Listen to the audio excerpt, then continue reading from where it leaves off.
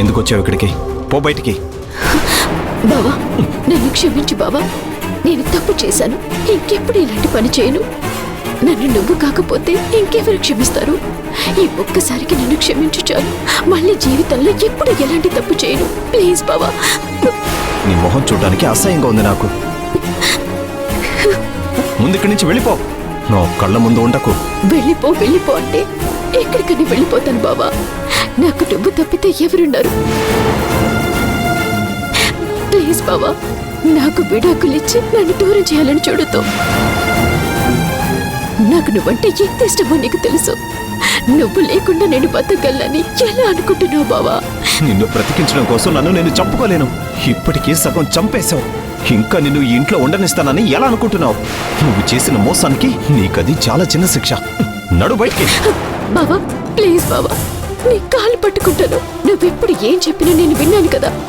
ఏ రోజైనా నీ మాట కాదని చెబుతాటానా? ఏదో తెలిసి తెలియక తప్పు చేశాను. మళ్ళీ చేయనని చెప్తున్నాను కదా. ఒక్క అవకాశం ఇవ్వు బావా. ఇలా చెప్పి ఒకసారి అవకాశం తీసుకున్నావు.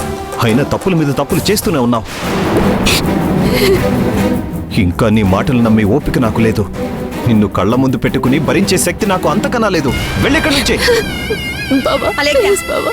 ఏం చేస్తున్నావు ఇక్కడ? బుద్ధుందా నీకు? నువ్వు చేసిన ఘనకార్యానికి వాడు ఇప్పటికే బాధపడుతున్నాడు. అది సరిపోలేదా? మళ్ళీ ఎందుకు వచ్చావు ఇక్కడికి? వదినా ప్లీజ్ ఒక్క 2 నిమిషాలు వదినా. బావతో మాట్లాడి వెళ్ళిపోతా. నువ్వు మాట్లాడేది ముందు రా బయటికి.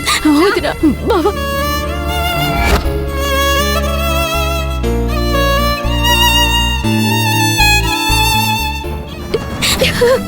ఏం చెయ్యాలనుకుంటున్నావు నా తమ్ముణ్ణి? నువ్వు చేసిన పనికి వాడు ఇప్పటికే పిచ్చి వాళ్ళగా తయారయ్యాడు. ఇంట్లో వాళ్ళతో సరిగ్గా మాట్లాడడం లేదు. ఎవరేం మాట్లాడినా కోపంతో ఊగిపోతున్నాడు. ఎప్పుడు నిండుకుండలాగా ప్రశాంతంగా ఉండే నా తమ్ముడు అల్లకల్లోలం అయిపోతున్నాడు. ఏ క్షణం ఏమైపోతాడో, ఎలాంటి నిర్ణయం తీసుకుంటాడో అని మేము భయపడి చేస్తుంటే మళ్ళీ వాడికి ఎదురు వెళ్ళి వాడిని రెచ్చగొడుతున్నావా? బావ నాకు విడాకులు ఇవ్వాలని చూస్తున్నాడు కదా వదినా. బావ లేకుండా నేను బతకలేను. బావ కాళ్ళు పట్టుకుని బతిమలాడైనా ఏ ఒక్కసారికి నేను క్షమించమని అడుగుతాను. నాకు విడాకులు ఇవ్వద్దని అడుగుతాను. ప్లీజ్ వదినా, నన్ను వెళ్ళనివ్వు. నువ్వు కనిపిస్తే వాడు ఇంకా పిచ్చివాడైపోతాడు తప్ప నీ మాట మాత్రం వినడు. నువ్వు కాళ్ళు పట్టుకోగానే కరిగిపోవడానికి నువ్వు చేసిన తప్ప ఏమైనా చిన్న తప్పు అనుకుంటున్నావా? నీ ఒక్కదాని వల్ల ఈరోజు ఇంట్లో ఎవరికి ప్రశాంతత లేదు. మళ్ళీ మళ్ళీ వాడి కళ్ళు ముందు పడి వాడిని బాధ పెట్టకు. అయినా విడాకులు ఇస్తాడని అంత భయపడుతున్నావు? ఈ భయం తప్పు చేసే ముందుండాలి. అయినా ఈ రోజు ఏమైనా విడాకులు ఇస్తాను అని చెప్పాడా? విడాకులు తీసుకోవాలన్నా ఇవ్వాలన్నా కొంత సమయం పడుతుంది. అప్పటి వరకు వాడిని ఇలా ఇబ్బంది పెట్టుకో. ఇంట్లో ఒక మూలన పడుండు.